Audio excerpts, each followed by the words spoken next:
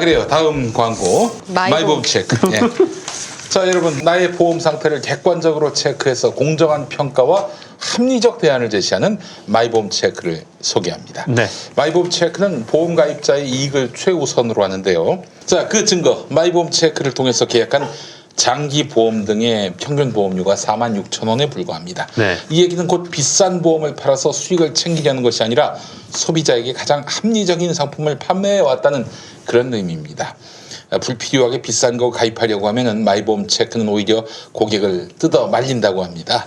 또한 마이보험 체크의 상담 대비 계약 체결률은 평균 25%, 4분의 1. 잘 나가는 대리점에 비해서 저조한 편인데, 왜냐하면 상담 후에 강매 형식으로 소비자에게 부담을 주지 않기 때문입니다. 전혀 상담 후 귀찮게 연락하는 것도 없어요. 최근에 마이보험 체크를 사측하는 사례가 여러 건 발생했다고 하는데, 마이보험 체크는 상담 신청한 고객께만 전화를 합니다. 마구잡이로 아무데나 전화해가지고. 네네. 그러지 않아요. 아, 전화 오는 게 정말 피곤해요. 네. 전화를 웬만하면 전 잘 받질 않습니다. 그래놓고 이제 무슨 마케팅용 전화가 아닐 것 같으면 누구세요라고 이제 물어보는 경우가 있는데, 한때는 제 아버지가 내 이름은 좀 저장을 해야 되지. 저장조차도 귀찮아가지고. 예. 그럼 또 이럴 땐 아주 필살기가 있습니다. 아니, 아버지 전화번호 언제 바꾸셨어요? 예. 처음부터 이런 건 없다. 예. 절대 무작위로 전화해서 영업하지 않습니다. 마이보험 체크를 사측하는 전화에 주의하시기 바랍니다. 마이보험 체크는 최고의 보험 전문가들이 정직하고 양심적으로 여러분의 보험을 맞춤형으로 리모델링 해드립니다. 마이보험 체크에 지금 연락해서 무료 상담 받으시고 합리적 보험 설계 받으시기 바라겠습니다. 홈페이지는 한글로 mybohomcheck.com 그리고 전화는 1800-7917번이고요. 네네. 행여나 이제 통화할 때 건강보험을 끊는 건 어떠냐, 이런 전화라도 성심껏 받습니다. 터무니없는 상담도 다 받습니다. 네. 우리 모든 상담을 다. 막걸리 아저씨가 참 네. 좋은 분이에요. 터무니없는 상담도 다 받고. 그러니까 여러분들 마이보험 체크 안심하시고 마음껏 이용해 주시기 바라겠습니다. 1800-7917번이 되겠습니다. 자, 우리 정상근 동지. 네, 저는 일단 좀 이 얘기부터 좀 드려야 될 것 같은데, 조두순 사건 관련해서 좀 얘기를 해보려고 해요. 왜냐하면 최근 일부 언론에서 자꾸 조두순 사건 피해자의 이름을 자꾸 호명을 하고 있습니다. 근데 물론 가명이에요. 지금 알려진 그 이름은 가명이고, 이제 피해자의 실제 이름은 그 이름이 아닌데, 그런데 가명을 뭐 지금 쓴다라고 해도 지금 가명으로라도 이 피해자의 존재를 좀 드러내서는 안 된다라고 좀 생각을 하는 편이에요. 그러니까 이게 이 조두순 사건이 처음 발생한 후 이 사건 자체가 좀 워낙 좀 충격적이고 또 굉장히 좀 공분을 살 만한 내용이었기 때문에 계속해서 이 사건이 주요 언론에서 주요하게 다뤄졌는데, 이때 이 피해자의 가명을 넣은 이름으로 불렀어요. 그러니까 맞아요. 땡땡땡 사건, 그쵸, 조두순 사건이 아니라 맞아요. 그렇게 불렀었어요. 그 이름으로 불렸어 왔죠. 근데 그 이후로 계속해서 뭐 언론계 내부에서도 그렇고 언론계 외부에서도 그렇고 그 이름으로 불러서는 안 된다. 왜냐면은 일단 무엇보다 동명이인들이 고통을 받고, 네. 그리고 이 사건의 정체성을 적시를 할 때는 이 가해자가 저지른 사건이기 때문에 이 가명으로라도 이 피해자 이름을 쓰지 말자라고 합의가 됐던 겁니다. 그래서 뭐 각 언론에서 다 사고를 내서 우리는 이제부터 이것을 땡땡땡 사건이 아니라 조두순 사건이라고 부르겠습니다. 이렇게 다 선언을 했단 말이죠. 그런데 지금 뭐 물론 이 가해자의 이름이 좀 호명되는 것만으로도 뭐 피해자 측에게는 좀 굉장히 좀 힘든 순간일 거라고 생각이 드는데, 그런데 이런 상황에서 또 이 피해자의 당시 불렸던 가명이 또 그 이름이 이 거론이 되는 것은 저는 좀 안 된다라고 생각을 하고, 그런데 더 문제는 언론이 아무런 문제의식 없이 이 이름을 계속해서 쓴다라는 데 있는 거예요. 제가 이거를 보고 처음 놀랐던 게 이 CBS 김현정의 뉴스쇼에서 이 피해자의 부친을 인터뷰를 했는데 이 피해자의 가명을 그대로 이제 제목에 노출을 했습니다. 아, 그래? 네. 그리고 다른 언론도 정말 많은데 이 국민일보도 그랬고요. 이 동아일보, 세계일보, 중앙일보 뭐 다 그랬죠. 그리고 그 밖에도 굉장히 많은 언론이 그랬고, 심지어 MBN 같은 경우에는 기사 제목에 땡땡땡 힘내라 이렇게 적시를 하기도 했어요. 참. 그리고 이 제일 지독한 게 이 조선일보였는데 이 조선일보도 피해자 부친을 인터뷰를 했거든요. 근데 조선일보는 제가 말씀드린 그냥 뭐 가명을 썼다 이거를 완전히 좀 뛰어넘는 수준의 인터뷰를 내보냈어요. 이게 뭐였냐면 피해자의 좀 물론 이제 피해자 부친의 뭐 말을 빌려서 그 인터뷰를 싣기도 했지만 피해자의 뭐 건강 상태라든지 뭐 그 과거 뭐 학창 시절에 있었던 그렇게 뭐 피해자한테는 썩 기분 좋을 리 없는 그런 내용들. 기억들 그리고 그 현재 상황 또 뭐 주거 형태 이런 것까지 예. 언급을 했어요. 그래서 이 민원연이 이 기사를 보고 어떻게 정리를 했냐면 기사에 나온 단서로 피해자가 어떤 생활을 할 수 있는지 유추할 수 있는 수준이다. 이렇게 아, 유추할 수 있는 수준이다. 네, 얘기를 했어요. 그러니까 군데군데 이 피해자가 지금 어떤 상황인지 다 이렇게 조선일보가 물론 인터뷰라는 형식을 통하긴 했지만 어쨌든 적시를 했다라는 부분인데 하여튼 뭐 본인이 원하지 않는 한 이 피해자의 신상 정보가 드러나지 않게 하는 거는 이 한국기자협회 그리고 인권위가 만든 성폭력 범죄보도 세부 권고 기준에 나오는 내용입니다. 그래서 이게 뭐 어떤 자신의 뭐 이름을 실제로 공개를 하면서 스스로 인터뷰를 해서 피해자가 나오는 경우가 아니면은 보통 뭐 그것이 이제 뭐 성 문제라든지 아니면 뭐 다른 걸 다 넘어서 뭐 그 단순한 폭행이라 하더라도 피해자의 좀 신원을 좀 가리는 게 좀 기본적으로 원칙이 돼야 한다라고 생각이 들고 특히 계속해서 언론들이 계속 그 가명으로라도 지금 이 얘기를 하고 있는데 이 중앙일보도 지금 이 가명을 계속 쓰고 있거든요. 근데 중앙일보가 2009년에 사건명을 이 이름에서 이제 가해자의 이름, 그 조두순의 이름으로 명칭을 하겠다라는 사고까지 냈었어요. 이 사고까지 냈음에도 불구하고 좀 그 정신을 뭐 지금도 좀 준수를 했으면 좋겠다라는 생각에서 일단 이 얘기를 좀 짧게 정리를 좀 했고요. 그리고 그 또 다른 뭐 오늘 준비한 주제는 그 언론의 좀 호전성을 한번 호전성이요? 전쟁을 좋아하는 좀 그런 호전성을 좀 말씀을 드려보고 싶어서 좀 가져왔는데 이 최근에 그 연평도에서 실종됐다가 북한에 사살된 이 해양수산부 공무원 사건 관련 내용인데요.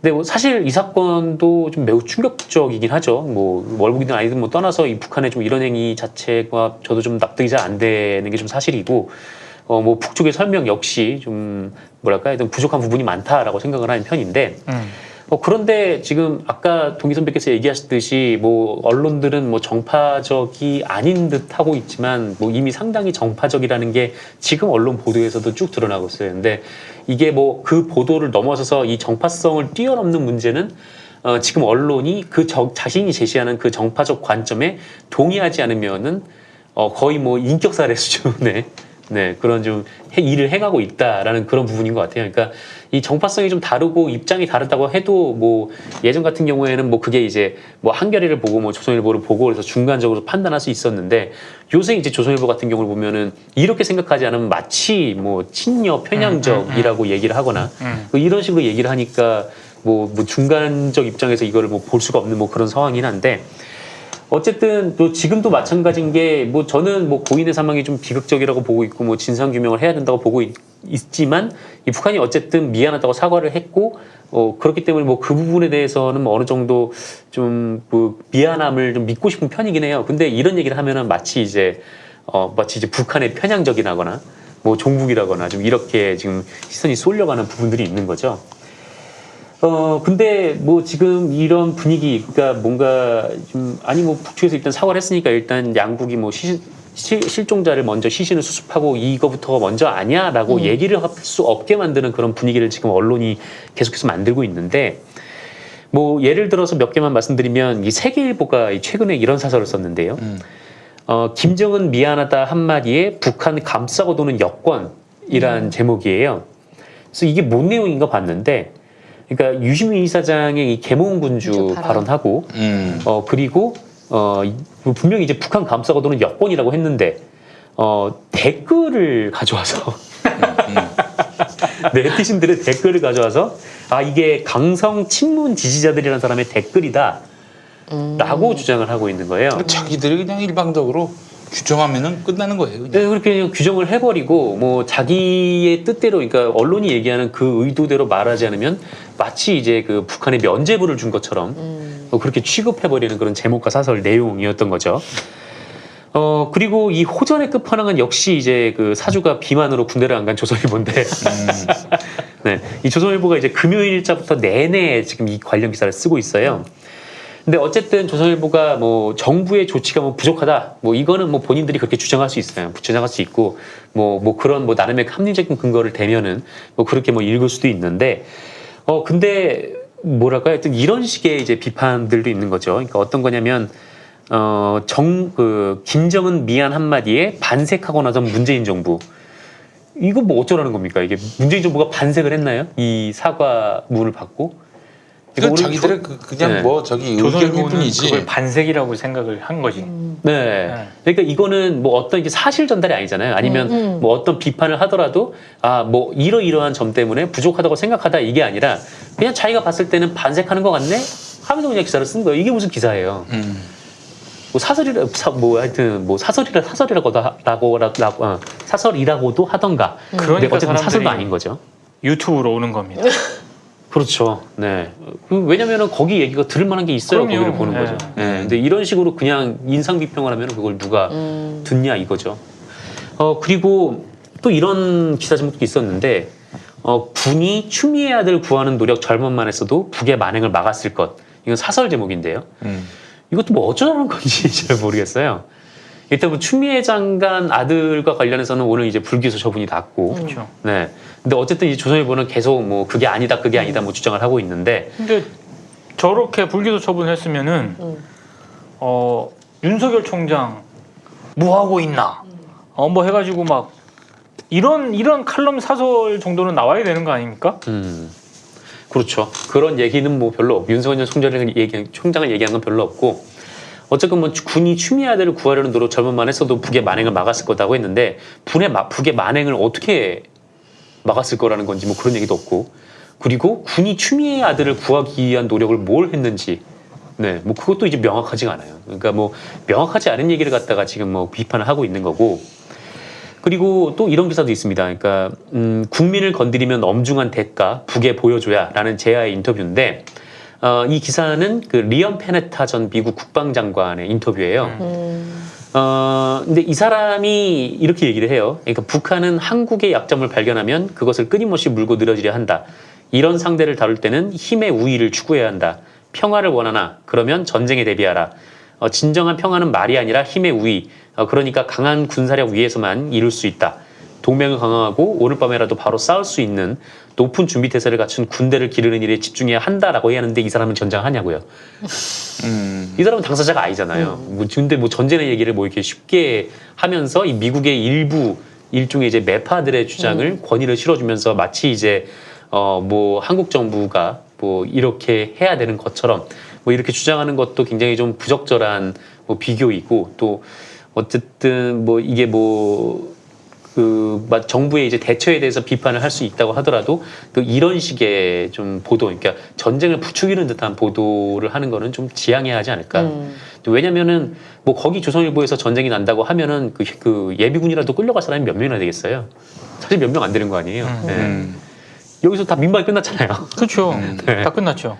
뭐 함부로 얘기할 수는 없는 거죠. 어쨌든 우리 뭐 젊은 사람들의 목숨이 달려 있는 일이니까. 네. 그래서 좀 언론들이 이렇게 좀 북한 관련 이슈만 터지면은 이게 굉장히 좀 호전적인 모습을 보이고, 그것이 마치 막 북한의 이제 정식 방식으로 이제 대응하는 것처럼 얘기를 하는데, 근데 정작 보면은 이 언론들이 뭐 강력하게 대응해야 한다라면서도 뭐 선제 타격을 해야 한다거나 그런 표현은 직접적으로 잘 안 써요. 그러니까 본인들도 그게 얼마나 무책임한 발언인지 알기 때문에 그런 표현을 쓰지도 못하면서 그냥 좀 강경하게 대응해야 한다라고 얘기를 하는 거죠. 근데 이렇게 되면은 뭐 문재인 정부가 북한에 대해서 비판을 했고, 또 북한에 대해서 뭐 사과를 하라 이렇게 촉구를 했는데, 뭐 그거 그렇게 촉구를 하더라도 그럼 더 강한 대응을 내놔라 이렇게 주장하는 그 생각은 한번 해봤어요. 지금까지 문재인 정부에 대해서 굉장히 그러니까 실수하거나 비판받을 점이 있으면 당연히 비판해야죠. 근데 문재인 대통령을 직접 딱 엮어가지고 타겟팅으로 해가지고 공격을 할 만한 거리는 생각보다 많지는 않습니다. 근데 이번에는 대통령 뭐 했냐라고 지금 이렇게 연결고리를 잡을 수 있는 그런 사안이라고 제가 봤을 때 우익 정파지들은 그렇게 판단을 한 것 같습니다. 그래서 굉장히 세게 나오는 것 같아요. 네, 그래서 아마 이거 가지고 계속 이제 물고 늘어지고 네. 대통령 지지율 떨어질 때까지 아마 계속 할 텐데, 뭐 물론 이제 뭐 그 돌아가신 분은 정말 너무 안타깝고 뭐 좀 하루라도 빨리 좀 북한 말대로 이게 그냥 부유물만 불태운 거라면 빨리 북한도 좀 협조를 해서 좀 시신이라도 좀 수습을 해서 좀 그 고향에 있는 가족들에게도 좀 돌려보냈으면 좋겠는데. 그렇죠. 네, 근데 뭐 지금 이거를 바탕으로 지금 정파적인 행동을 하고 있는 것이 진짜 누구인지 그거는 좀 한번 언론들이 좀 예. 돌아봐야 될 것 같습니다. 아니, 뭐 저기 언론들이 통째로 맛이 갔어요 지금. 이게 뭐 우리가 과연 그런 친구들을 뭐 분석할 가치가 있나 하는 생각이 들 정도인데, 뭐냐면은 이건 뭐 한쪽으로 완벽하게 뜻을 모아가지고 문재인 정권에 대항하자 이런 이야기인데, 이게 글쎄요, 언론인들이 이게 집단으로 뽕을 맞았나 이런 생각이 들고요. 아니 통상 아무리 뭐 그렇다 하더라도 이명박 박근혜 때 그 몹쓸 정권이 들었었을 때도 그나마 비판하는 쪽 찬성하는 쪽 뭐 8대2였다고 저는 봅니다만은 이렇게 좀 어느 정도 구분이 있었는데 지금은 통째로 0대10이에요. 왜 이런 일이 발생할까? 아, 그렇잖아요. 논조나 이런 걸 보면은 다 같이 그냥 망해라 이런 얘기밖에는 들리지가 않고, 이게 또 국민 여론하고는 또 굉장히 상극을 이루고, 이거는 결국 제가 그동안은 이제 어렴풋이 그렇게 추정했는데, 더 이상 국민들에게서 국민들이 안 읽어주셔도 상관없다. 우리한테 그 먹고 살게 해주시는 분들에게 그분들 입맛에 맞는 기사를 쓰면 되지, 논설을 쓰면 되지, 뭐 굳이 그렇게 국민들한테 인심을 얻을 필요가 있겠는가. 이것도 비평하는 것 자체가 이제 불편하고 그런 흐름으로 지금 경도되고 있는 것이 아닌가. 광고 받는 데는 다 그러고 있어요. 안 그런 데 있나 봐봐요. 다 그래. 그건 뭐 이제 삼성에 관련된 이슈만 나오면 이제 쭈루룩 확인할 수 있는 내용인 것 같고. 근데 진짜 뭐랄까, 하여튼 뭐 정부가 잘못한 면이 있다면 이제 비판할 수 있죠. 비판할 수 있는데 지금 우리나라 그런 언론들의 비판을 뭐 우리가 하지 말라는 얘기도 아니고, 그런데 이게 지금이 보면은 그냥 가짜 뉴스고 나발이고 뭐 물론 의혹 제기라는 식으로 해서 톤다운 하긴 하지만은 거의 기정사실화하잖아요. 의혹 제기를 뭐 그냥 마구잡이로 합니까? 정상근이가 마약한다 라는 의혹이 있다. 그렇다면 사실 진짜 언론이 보도할 정도면은 정상근이 마약한다라는 의혹이 있다. 그러면 최소한 법정에 갔을 때 마약에 손을 댄 흔적 정도까지는 확인하고 그런 보도를 내야 되는 거 아닙니까? 아니, 여러분 뭐 말씀드리지만 말씀 안 드려도 알겠지만 정상근 기자는 전혀 관계가 없는 거지만은 변호사한테 전화할 뻔했어요. 박지훈 변호사한테. 네, 그래요. 네. 아니 근데 진짜 그렇잖아요. 의혹이 있다라고 했을 때는 어느 정도 이게 혐의가 있다, 의심해 볼 만하다, 이런 차원의 낙인 아닙니까? 거의 뭐 확정적인 단계 직전까지 간 거고, 그럴 때 의혹을 붙이는 거지 뭐 그냥 완전히 날조된 사실을 보도함에 있어서 그게 면피가 될 방어막은 아니잖아요, 그게. 근데 지금 언론들의 보도는 아주 확증을 하기에는 법적 책임을 질 수 있으니까, 되치기 당할 수 있으니까 뭐 의혹이 있다 이런 식으로 보도하지만은 실상은 대부분 다 낭설에 이제 그치고 있단 말이에요. 이번에도 그런 거예요. 그러니까 이번에 이제 TV조선에서 우리 정부가 이 그 고인이 이제 불에 탄 모습을 사진으로 가지고 있다라는 보도를 했어요. 네. 근데 이제 국방부에서는 당연히 그런 사진이 없다라고 얘기를 했고, 사실 그런 사진이 상식적으로 있을 리가 없는 게, 그렇죠. 우리 이제 못해도 이제 드론 같은 게 또 북한을 영공을 넘어가야 그런 사진을 찍을 수가 있는 거잖아요. 근데 뭐 그런 사진을 확보를 했는지 명확하지 않은 상태에서 이 TV조선은 복수의 뭐 의원들에게 확인을 했다라는 이제 출처 불명확한 말을 하면서, 왜 그런데 이 시신을 훼손한 그런 사진이 있음에도 불구하고 왜 뭐 다른 얘기를 했냐 뭐 이런 식으로 이제 주장을 하고 있는. 그러니까 애초에 있지도 않은 걸 가지고 지금 사실이라고 우겨대면서 왜 그 사실이 아니라고 하냐고 따져 묻고 있는 이런 좀 황당한 상황들이 지금 벌어지고 있는. 아니 우리가 의혹 제기했으면 그게 사실이어야지 왜 사실이 아닌 거야? 자기한테 따져 물어야 될 걸 남한테 따져 묻습니다. 그렇습니다. 그래서 지금 우리 언론의 좀 가장 큰 문제점도 바로 거기에 있는 것 같은데 자꾸 자기들이 뭐를 딱 주장을 했다라고 하면은 그게 이제 그 사실관계에 대한 반론이 나옴에도 불구하고 뭐 반론이고 나발이고 그거에 대해서 이제 토를 하면은 너는 이제 뭐 어떤 사람이야라고 인간적으로 좀 규정을 해버리고 굉장히 좀 그 비판을 쏟아낸다라는 데 있는 거죠. 그러니까 지금 뭐랄까 하여튼 이른바 이제 뭐 친문 지지자들이 박용진 의원이나 뭐 김영 의원이나 뭐 이런 분들한테 뭐 문자 폭탄을 보낸다라고 지금 언론에서 막 계속 비판을 하고 있는데 이 조선일보 보면은 자신의 뜻을 따르지 않는다고 사설을 통해서 지금 악플을 달고 있는 거잖아요. 그 자기들의 행동과 지금 그러니까 그게 뭐가 다른 건가 지금? 한 10만 포인트 정도 되는 정파성을 가진 매체에서 한 50포인트 정도 되는 정파성을 가진 뉴스 수용자들의 정파성을 나무라는 형식인 거죠. 이게 형평성 차원에서 맞는 문제 제기는 아닌 거죠. 자, 하여간 뭐 네. 참 이게 숙제가 많습니다. 우리 저널리즘이 숙제가 참 많은데 저희들이 이제 세세히 비평을 했을 때 이 비평을 보고 우리가 뭔가 좀 잘못한 것 같다. 개선을 해야 되겠네. 이렇게 우리를 애정어린 눈으로 봐주는 사람도 있나? 이렇게 생각할 가능성은 거의 제로에 수렴하고 뭐야 이 새끼들 아이. 욕하고 이렇게 인자하게 웃지 마세요. 뭐야 이 인간들 어디 조선일보한테나 하지 왜 우리한테 예 이런 반응이 나올 것 같은데 하여간 뭐 저희는 그래서 많은 욕심을 내지 않습니다. 조중동은 뭐 기대도 하지 않고 비평을 왜 이 친구들 웃기는 친구들이네. 아니 우리한테 비평할 가치가 있어? 우리 비평할 가치조차 없는 매체야. 아마 이렇게 얘기할 것 같아서 한결의 경향 그리고 미디어 오늘의 아주 집중적인 또 오마이뉴스와 프레시안에 대해서 아주 집중적으로 검증하고 질타하는 이거는 그들이 미워서가 아니라 그들은 그나마 조금이라도 들어줄 가능성이 있기 때문에 그렇게 해서 좀 제대로 된 언론을 찾고자 하는 그런 시민들의 요구에 대해서 응답하시기 바랍니다. 막 그렇게 뭐 누군가 한겨레에 대해서 비판을 하고 특히 그 문재인 대통령 정부에 대해서 악의적으로 보도하는 거에 대해서 질타하면 이건 몸빠들이구만. 이런 웃기는 것들 어디서 빠지리야 우리 앞에서. 이러지 마시고 이러지 마시고 아니 결국에는 그 독자들이 다 봐주는 거 아닙니까? 그러나 또 그 독자들이 떨어져 나간다 한들 우리에겐 광고주가 있어.